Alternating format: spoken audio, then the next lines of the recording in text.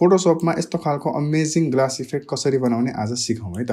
त्यसको लागि सबभन्दा पहिला एउटा इमेज लिने एन्ड त्यसमा एउटा रेक्टेंगल ड्र गर्ने।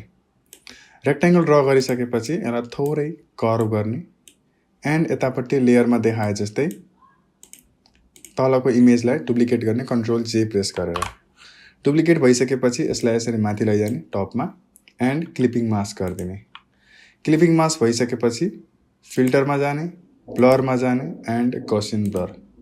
ठीक छ, यसरी हामीले गसियन ब्लर शो गर्छ। आफ्नो इच्छा अनुसारले यहाँबाट एमाउन्ट राख्न सक्नुहुन्छ। सो म यति राख्छु।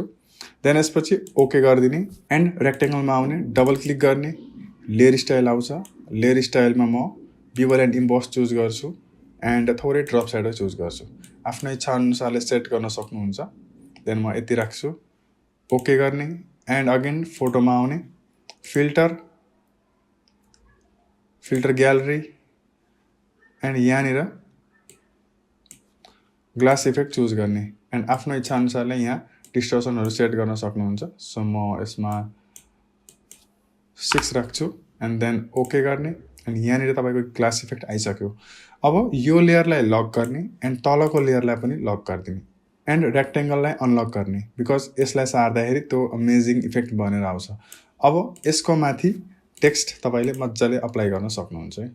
भिडियो इन्फर्मेटिभ लागेको छ भने च्यानललाई सब्स्क्राइब एन्ड हामीलाई फलो गरिदिनु होला एन्ड ग्राफिक डिजाइनिङ सिक्न खोज्नु भएको छ भने हामीलाई डाइरेक्ट कन्ट्याक्ट गर्न सक्नुहुन्छ।